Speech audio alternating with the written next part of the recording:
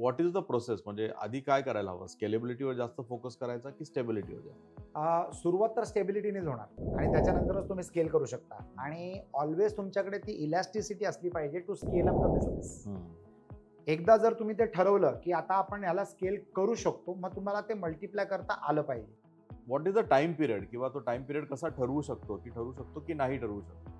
Depends on person to person, personality to personality आणि business to business. For example, Dhirubhai अंबानीने stability दिली आणि Mukesh अंबानीने scalability आणली. मंगल प्रभात लोधाने स्टेबिलिटी दिली आणि त्याच्या दोन्ही मुलांनी स्केलेबिलिटी आणली. सो त्याच्यामध्ये जनरेशन्स म्हणजे 2-3 जनरेशन्स नंतर, 2-3 डेकेड्स नंतर ती ग्रोथ मिळाली, पण मिळाली. पण स्केलेबिलिटीच्या आधी ना हा आपण स्टेबिलिटी बोलतोय, पण स्टेबल माझा बिझनेस झालाय ह्या कुठल्या पॅरामीटर होता? माझा मॅनपॉवर स्टेबल आहे, प्रॉफिट, सिस्टम प्रोसेस स्टेबल आहे, single digit answer, single word answer, profit. Profit stable झालाय, वी रेडी. तुमचा प्रॉफिट स्टेबल झाला म्हणजे बिझनेस स्टेबल आहे. जर तुम्ही कुठचाही प्रॉफिट कन्सिस्टंटली 3 महिने आणलं ना, युअर बिझनेस इज स्टेबलाइज. आणि त्याच्यानंतर तुमचा कमीत कमी 1% प्रॉफिट वाढला पाहिजे, कमीत कमी 1%. मॅन्युफॅक्चरिंग बिझनेसेसमध्ये सहसा प्रॉफिट मार्जिन सिंगल डिजिटचे असतात. सो प्रत्येक बिझनेस स्केलेबल होऊ शकतो, प्रत्येक बिझनेस स्केल करू शकतो, पण जो उद्योजक असतो त्याला नेहमी एक प्रश्न पडलेला असतो की मी स्टेबिलिटीवर फोकस करू की स्केलिंगवर फोकस करू.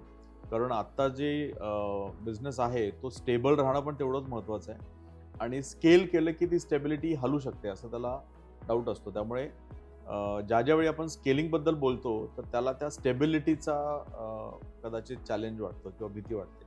तर व्हॉट इज द प्रोसेस? म्हणजे आधी काय करायला हवं? स्केलेबिलिटीवर जास्त फोकस करायचा की स्टेबिलिटीवर जास्त? सुरुवात तर स्टेबिलिटीनेच होणार आणि त्याच्यानंतरच तुम्ही स्केल करू शकता. आणि ऑलवेज तुमच्याकडे ती इलॅस्टिसिटी असली पाहिजे to scale up the business.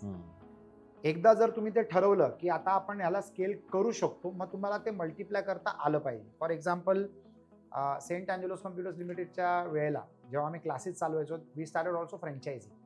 तर अगोदर मी एक टीम बनवली जी लोक फ्रँचायझीला सपोर्ट करू शकतो, आणि त्याच्यानंतर मी स्केल करायला सुरू केलं. म्हणजे जर ती स्टेबिलिटी जर आम्ही आणली नसती तर मग गोंधळ झाला असता.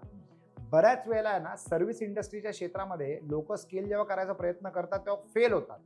कारण ते लोक बॅकअप टीम बनवत नाही. त्यांच्या रेग्युलर टीमच्या मार्फत ते लोक नवीन टेरिटरीजना सपोर्ट करायचा प्रयत्न करतात. ते कधीच शक्य नसतं आणि म्हणून ते मिझरेबली फेल होतात. तर तुम्हाला स्टेबिलिटी आणणं महत्त्वाचं सुरुवातीला. वन्स युअर स्टेबल, स्केलेबिलिटी करण्याच्या अगोदर तुम्हाला त्या स्केलेबिलिटीला सपोर्ट तुम्ही कसं देणार याचा अभ्यास कागदावर मांडणं आणि टीममध्ये सेटअप करून घेणं महत्त्वाचं आहे. दुसरी गोष्ट, तुम्हाला लोक नेमावे लागतील त्या ग्रोथला मॅनेज करण्यासाठी. You have to fix responsibility. जेव्हा तुम्ही रिस्पॉन्सिबिलिटी फिक्स करतात ना, तेव्हा त्या व्यक्तीला समजतं की ही माझी जिम्मेदारी, हे मला करावं लागेल. ते न करता जर तुम्ही स्केलेबल वाला गेलात ना, तर तुमची स्टेबिलिटी इनस्टेबल होऊन जाईल, ती स्थिरता राहणार नाही. तर it is very important that you plan your growth. आणि नंतर growth should become a feature, it should become like a support mechanism of your organisation. असं आहे. विठ्ठल कामत बरोबर माझं एक संभाषण झालेलं भरपूर वर्षांअगोदर. तर ते काय म्हणायचे, ते लोक भरपूर विठ्ठल कामतचे रेस्टॉरंट चालू करायचे, हायवेजवर आपण पाहतोय. तर ते मला म्हणाले की मी 2 चालू करायचो आणि 1 बंद करायचो. जो माझ्या लिस्टमध्ये सगळ्यात बॉटमला असायचो ना, मी त्याला बंद करायचो आणि 2 नवीन ओपन करायचो. तर that is the way he manage he stability, expansion आणि एक्झिस्टन्स. तर वेगवेगळ्या लोकांचे वेगवेगळे फॉर्म्युलाज आहेत, पण आपल्याला स्केलेबल व्हायच्या अगोदर टीमला इन्प्लेस करणं गरजेचं आहे. त्याला जेस्टेशन पिरियड लागतो, त्याला पैसे खर्च होतील, it will be a outflow out of your existing profits, पण ते करणं महत्त्वाचं आहे. Otherwise it will disturb your entire business model. So स्टेबिलिटीवर फोकस करणाऱ्या उद्योजकाला नेहमी असं म्हटलं जातं की you are missing out the opportunity. म्हणजे स्केल करण्याची ऑपॉर्च्युनिटी मिस होते तुमची, किंवा स्टेबिलिटीवर असल्यामुळे तुम्ही स्लो ग्रोथ करताय, किंवा तुमचं ॲम्बिशन कमी आहे, असं कधी कधी म्हटलं जातं. आणि स्केलेबिलिटी जो जास्त करतो ना त्याला म्हणतात की स्टेबिलिटी तुझी चेक करायला हवी. तो स्केलेबिलिटी म्हणजे ॲम्बिशन कमी असं नसतं ना, म्हणजे you have to settle the business and then grow the business. तर त्या what is the time period किंवा तो टाइम पिरियड कसा ठरवू शकतो की नाही ठरवू शकत? Depends on person to person, personality to personality आणि business to business. For example, Dhirubhai अंबानीने स्टेबिलिटी दिली आणि मुकेश अंबानीने स्केलेबिलिटी आणली. मंगल प्रभात लोधाने स्टेबिलिटी दिली आणि त्याच्या दोन्ही मुलांनी स्केलेबिलिटी आणली. सो त्याच्यामध्ये जनरेशन्स गेले, म्हणजे इट वॉज 2-3 जनरेशन्स नंतर, 2-3 डेकेड्स नंतर ती ग्रोथ मिळाली, पण मिळाली. तर स्टेबिलिटीसाठी किती वेळ लागतं किंवा लागू शकतं हा टोटल त्या बिझनेस मॉडेलवर अवलंबून आता फॉर एक्झाम्पल सांतेस पा कुझिन 10 वर्ष अगोदर सुरू झालेलं, तर माझी जी फाउंडर पार्टनर आहे तिने हे सुरू केलेलं पुण्यामध्ये 10 वर्ष अगोदर. मग त्याच्यानंतर आम्ही स्केल केलं, म्हणजे त्यांनी पुण्यामध्ये स्टेबिलिटी आणली, ऑपरेशनल स्टेबिलिटी आणली, आणि मग त्याच्यानंतर मग मुंबईला सुरू केलं, चेन्नईला सुरू केलं, बँगलोरला सुरू केलं, अहमदाबादला सुरू केलं, आणि आता पुढच्या ग्रोथसाठी, आंतरराष्ट्रीय ग्रोथसाठी परत आम्ही स्टेबल होतोय. आणि ही स्टेबिलिटी अचीव्ह केल्यानंतर आम्ही पुढची झेप घेणार for the further growth.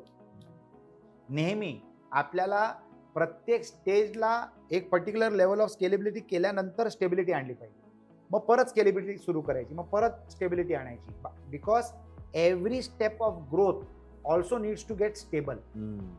Correct.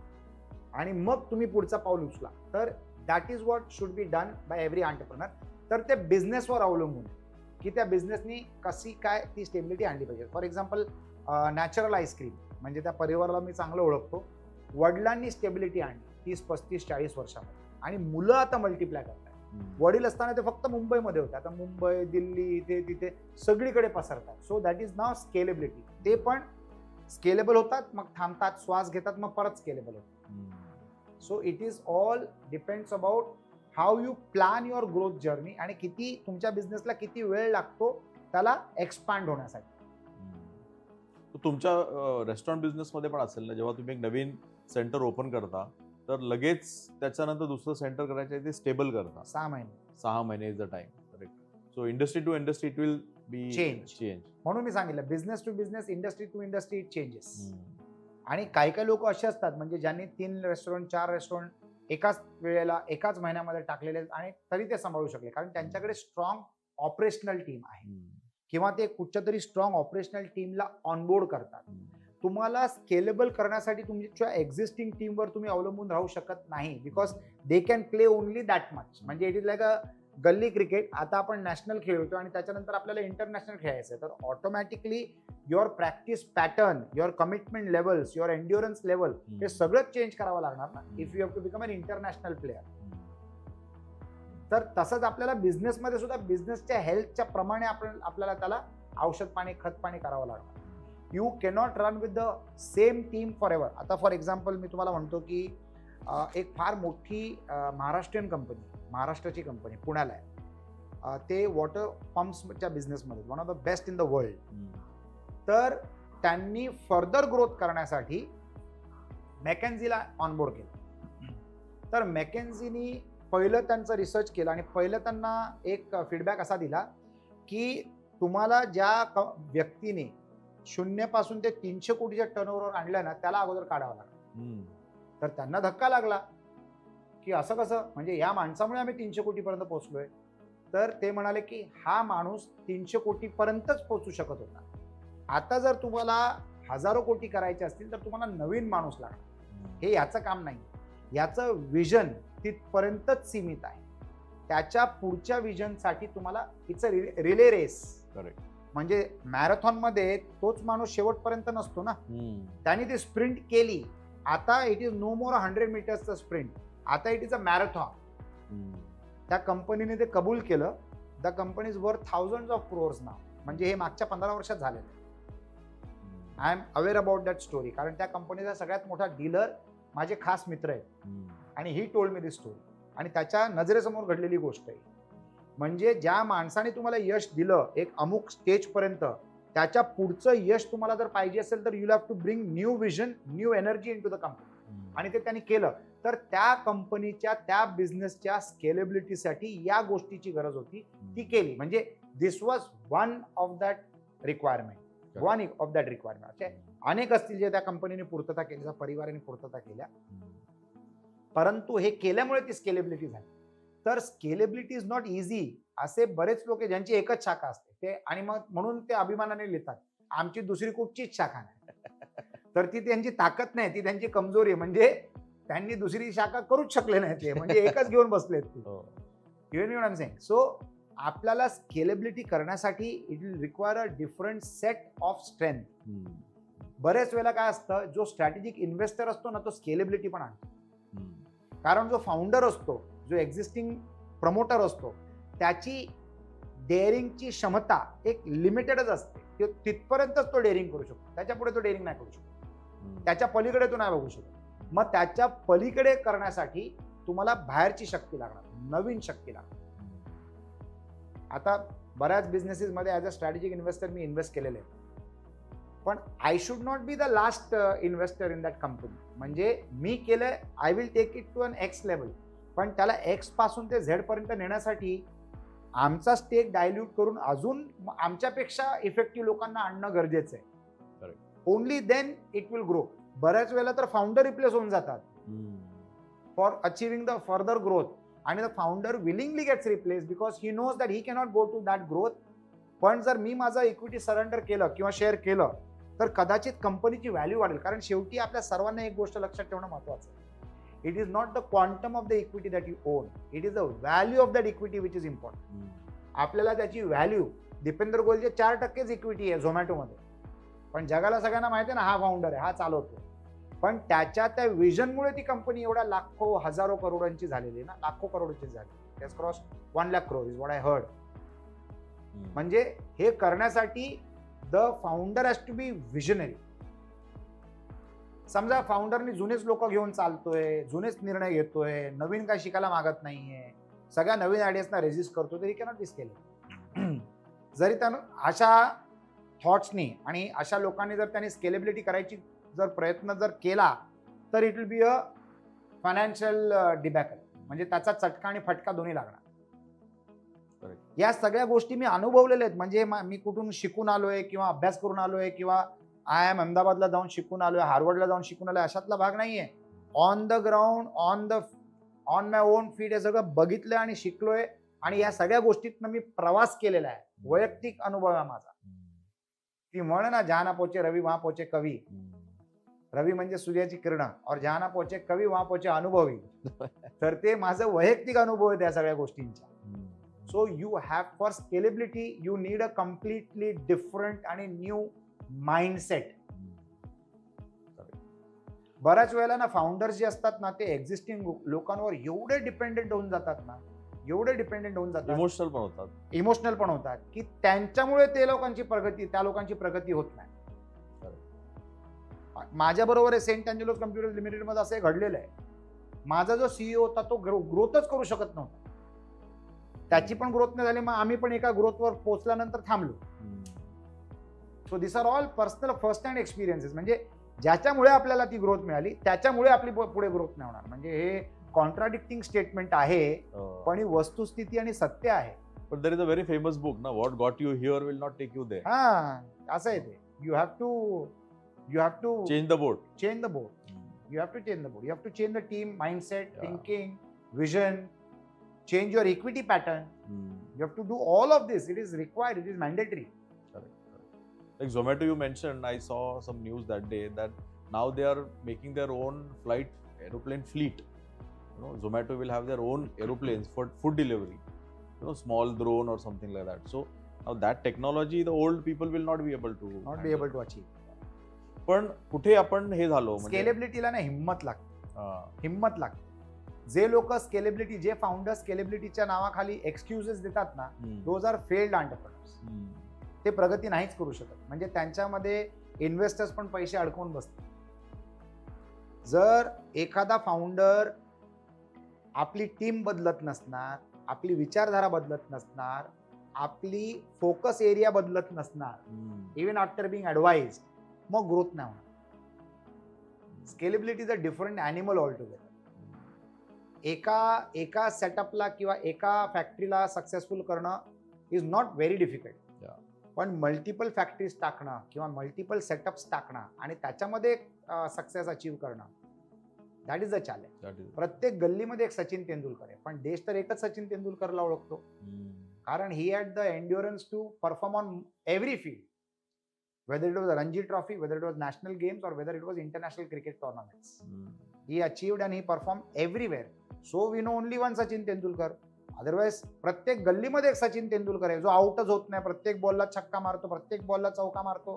पण तो सचिन तेंडुलकर झाला का? नाही, कारण he was having a fixed mindset आणि तो त्या गल्ली पुरताच राहिला. तो तिथेच खेळत होता, त्याच टीम्स बरोबर, त्याच बॉलर्स बरोबर, त्याच टर्म्स स्ट्रॅटेजी, मध्ये, त्याच मार्केटमध्ये, त्याच मार्केट. पण स्केलेबिलिटीच्या आधी ना हा आपण स्टेबिलिटी बोलतोय, पण स्टेबल माझा बिझनेस झाला आहे ह्या कुठल्या पॅरामीटर होता? माझा मॅनपॉवर स्टेबल आहे, प्रॉफिट, सिस्टम प्रोसेस स्टेबल आहे, single digit answer, single word answer, profit stable झाल्यावर वी रेडी. तुमचा प्रॉफिट स्टेबल झाला म्हणजे बिझनेस स्टेबल आहे. जर तुम्ही कुठचाही प्रॉफिट कन्सिस्टंटली 3 महिने आणलं ना, युअर बिझनेस इज स्टेबलाइज. आणि त्याच्यानंतर तुमचा कमीत कमी 1% प्रॉफिट वाढला पाहिजे, कमीत कमी 1%. मॅन्युफॅक्चरिंग बिझनेसेस मध्ये सहसा प्रॉफिट मार्जिन सिंगल डिजिटचे असतात. आणि सर्व्हिस रिलेटेड बिझनेसेस मध्ये तुमचा प्रॉफिट नेहमी डबल डिजिट मध्ये असतो, नेहमी. ती सुरुवातच 11% होती, 10% होती. तर how big that percentage is, that is what matters. Whether it is 30%, 35%, 40%, 60%, that depends on the entrepreneur and his expertise. पण मॅन्युफॅक्चरिंग मध्ये हमखास तुम्हाला सिंगल डिजिटचं प्रॉफिट मिळतं, पण that single digit is from 1% to 9%. If you're at 9% and your turnover is 10,000 crores, then you are earning 900 crores. Correct. You get me? Then the volume of the scale is more important because the percentage is going to be small. So the volume has to be big. In services industry, your volume of revenue will never be too large. So your percentage of profit has to be high. Your profit percentage has to be high. तर तुम्ही कुठच्या बिझनेसमध्ये आहात ना, त्याच्यावर सुद्धा ह्या गोष्टी अवलंबून असतात. पण जर तुमचा बिझनेस स्केलेबल नसला ना, तर तो बिझनेस नका करू. Get into a business which is scalable. Get into a business which is scalable. अच्छा, समजा जर तुम्ही लोकल पहलवानच आहात, तुम्हाला फक्त लोकलच काम करायचं आहे, मग तुमच्या लोकल बिझनेसचा साईज वाढवा आणि त्याच्यामध्ये तुमचं प्रॉफिट वाढवा. डबल डिजिटमध्ये, पण 30%, 35%, 40% न्या. By optimizing your resources, and improving the scale of revenues, तर तुमचा percentage of profit will improve. So stability आणि is the business scalable, that also really matter. म्हणजे स्टेबल असेल पण तो बिझनेस स्केलेबलच नसेल, then also we can't really scale. You can't. It has to be scalable. So it has to be scalable. The model has to be scalable. The model has to be scalable. तो आजच्या तारखेला मी जेवढ्या पण businesses मध्ये strategically invest करतोय ना, त्याच्यामध्ये मी असे बिझनेसेस निवडतोय ज्याची ग्रोथ जी आहे ना, ती माझ्या हातात असली पाहिजे, त्या फाउंडरच्या हातात नसली पाहिजे. कारण majority of the founders come with a fixed mindset and a limited vision. त्यांना असं वाटतं मी एवढंच करू शकतो, पण भूक तर मला आहे ना वाढायची. मला आहे म्हणजे I am just an example. त्या स्ट्रॅटेजिक इन्व्हेस्टरला आहे ना वाढवायची. He wants to do the business in the whole world. तर मी आता काय करतो, I set up the resources in such a way around that founder, that त्या फाउंडरला काही न करता, म्हणजे जस्ट त्याची बेसिक रिस्पॉन्सिबिलिटी तो निभवतो आणि ग्रोथ मी मॅनेज करतो. That gives me better returns on my investments. ज्या बिझनेसेसमध्ये मी इन्व्हेस्ट केलेत आणि ज्याच्या स्केलेबिलिटीवर माझं डिपेंडन्स फाउंडर्सवर आहे ना, त्या बिझनेसेसमध्ये माझं प्रॉफिट लिमिटेड आहे आणि माझी ग्रोथ देखील लिमिटेड. हे आता मला कळून चुकलेलं आहे. So it's like the actor and the director, so you have to play the role as an actor. The founder will play like तो करेल आणि आपण डायरेक्टर म्हणून त्याच्यामध्ये. आणि वी स्केल इट अप, कारण आपलं विजनच चौडं आहे, आपल्यामध्ये डेअरिंग आहे करण्याची. A strategic investor will always have 2 elements with him mandatorily. One is the vision of where he can take this business, म्हणून तो इन्व्हेस्ट करतोय. Second is the daring, risk taking ability, म्हणून तर तो आला त्या बिझनेसमध्ये.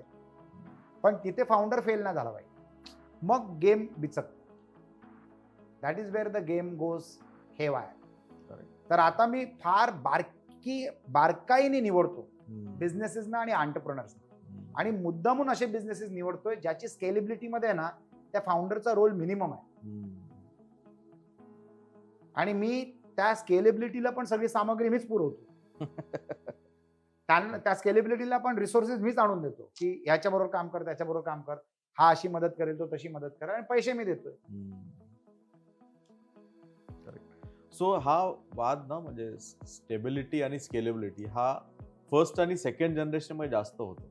बरेचसे बिझनेसेस भारतामधले ग्रो होत नाहीत कारण फर्स्ट जनरेशन एका लेवलपर्यंत येते आणि सेकंड जनरेशनला ते स्केल करायचे असतात. पण पहिली जनरेशन म्हणते की नाही आहे ते मेंटेन करा, एवढा स्केल करायची गरज नाही, आणि त्यावेळी ती सेकंड जनरेशन कदाचित स्टक होते तिथे. तर ह्या सगळ्यात जास्त चॅलेंज ह्याच्यामध्ये होतो कारण एक बिझनेस स्केलेबल व्हायला पण एक जनरेशन लागते कदाचित काही मॉडेल्समध्ये मॅन्युफॅक्चरिंग असेल तर तिथे ती स्केलेबिलिटी कशी करायची किंवा तिथे तो गुंता कसा सोडवायचा ह्याच्यावर आपण काय म्हणतो? हे सगळं एक्सटर्नल ॲडवायझरीवर डिपेंड आहे. जे मोठ्या परिवार असतात ना, ज्यांना जे एस्टॅब्लिश्ड आहेत पण आता त्यांना स्केलेबल करायचे, तर ते त्यांचे निर्णय घेऊ शकत नाही. So they engage and they hire external resources to guide them. आता one admirable family that you should observe आणि which I am also observing is the Birla family. Kumar Mangalam बिर्लाची फॅमिली. आता त्याच्या मुलीने क्रिकेट टीम विकत घेतली at an insane valuation, very high valuation. Kumar Mangalam बिर्लानी घेतलीच नाही, हा डिसिजन घेतलाच नसेल असा माझा अंदाज. त्यांनी कन्सेंट दिला असेल पण निर्णय घेतला त्यांच्या मुलीने. She is very dynamic. Ananya Birla, very dynamic girl. त्याच्यामुळे या एका निर्णयामुळे त्यांच्या ओव्हरऑल बिझनेसेसचं व्हॅल्युएशन चेंज झालंय only by that one decision. म्हणजे the financial utility of that decision is not restricted only for buying that team or around that model. त्याचा फायदा आता सगळीकडे होतो. म्हणजे 40 कोटी भारतीय नागरिक जगभरातनं जर आपल्या ब्रँडला बघतायत ॲट नो ॲडिशनल कॉस्ट, कारण ती कॉस्ट तर त्यांनी गुंतवणूक मध्ये टाकलेलीच आहे आणि दॅट इज अन इन्व्हेस्टमेंट ज्याचं व्हॅल्युएशन होईल आणि तो इन्व्हेस्टमेंट सेफ राहणार आणि मल्टिप्लाय होऊन येईल. त्याच्या व्यतिरिक्त तुमचे जेवढे बिझनेसेस आहेत ते लोकांना दिसायला लागले at no cost, zero cost. We are also talking about that at zero cost. Brilliant. तर हा काय डिसिजन, हा डेअरिंग वाला डिसिजन आहे. कोणी घेतलाय? New generation. त्या मुलीने घेतलाय तो डिसिजन आणि she is fronting it. Kumar Mangalam Birla might be a very secure player, might be a very म्हणजे ट्रेडिशनल थिंकर. कुमार मंगलम बिर्लाच्या वडिलांपेक्षा ही वुड बीन प्रोग्रेसिव्ह. आता त्यांच्यापेक्षा प्रोग्रेसिव्ह त्यांची ही मुलगी दिसते.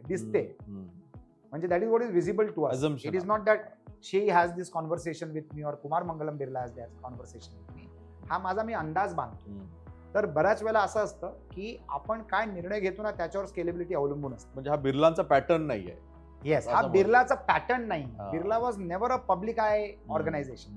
पण आता ज्या हिशोबाने ते रिटेलमध्ये जात आहेत, रेस्टॉरंटच्या बिझनेसमध्ये एवढ्या मोठ्या प्रमाणात ते आलेत, म्हणजे they just acquired. Acquisition is the best way of growth ना.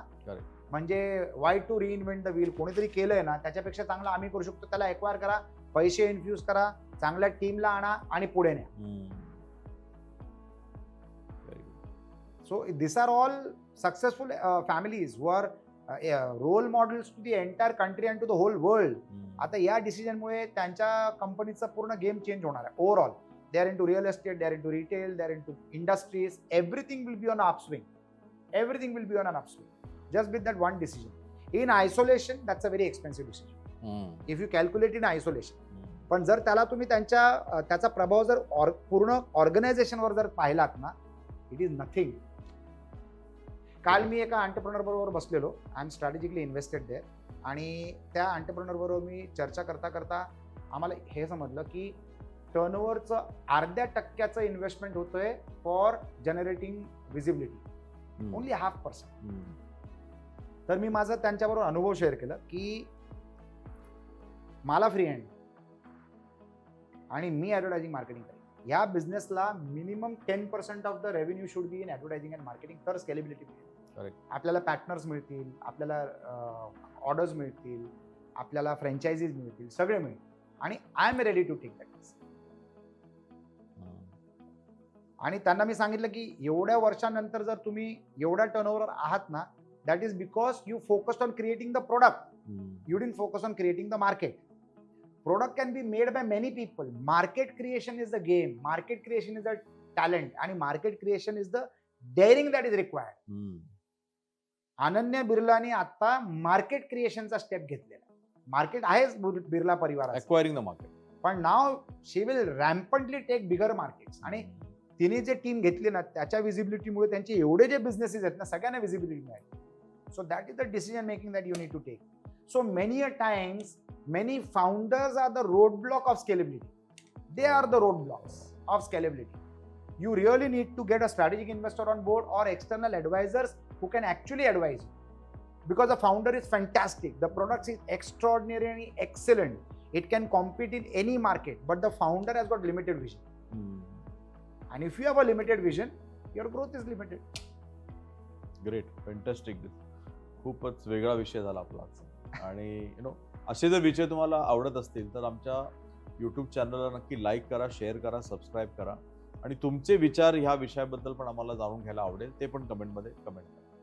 मला असं वाटतं की तुम्ही देखील अशा कंपनीजना पाहिलं असेल जे स्केलेबिलिटीचे चॅम्पियन झालेले आहेत. तर असं जर तुम्ही कोणाला पाहत असाल तर त्याची स्टोरी तुम्ही शेअर करा, म्हणजे आम्हाला सुद्धा इन्साइट्स, नवीन इन्साइट्स मिळतील, इतर लोकांना देखील ते इन्साइट्सचा लाभ होईल. आणि जर तुम्हाला हे कॉन्टेंट आवडलंय तर तुम्ही प्लीज कमेंट करा, लाईक करा आणि शेअर करा, म्हणजे आमचे जे हे एफर्ट्स आहेत, तुमचे जे पाहण्याचे एफर्ट्स आहेत, याचा लाभ जास्तीत जास्त लोक घेऊ शकतात. Thank you so much. Thank you. I work with and for Konark Cancer Foundation. It's a foundation which takes care of cancer patients. If you know anyone suffering with cancer, then we at Konark Cancer Foundation can connect the person with the right resources and facilities to ensure that the right time, right treatment reaches the patient. Whether it is connecting the resources or providing resources to the cancer patient, we do it all. It also includes support for accommodation in the city of Mumbai. We are associated and connected and networked with the right resources, the right doctors, and the right hospitals. We can bring all of this on a table to you so that it is convenience for you. Whether it is guidance, whether it is medical support, or whether it is operating procedures, our team facilitates every activity required for the patient and the support required for the family. We also connect you to the right NGOs and donors to ensure that you also get financial support and aid to whatever extent possible to ensure that the treatment happens and the life is saved. If you know of anyone who is suffering with cancer, please connect with us. The details are mentioned in the content below. Konark Cancer Foundation is an NGO. It's a not-for-profit organization, and we have lots of volunteers which support this good deed. So get in touch with us and help us to save lives. You too can be a part of this movement. Konark Cancer Foundation. Thank you so much.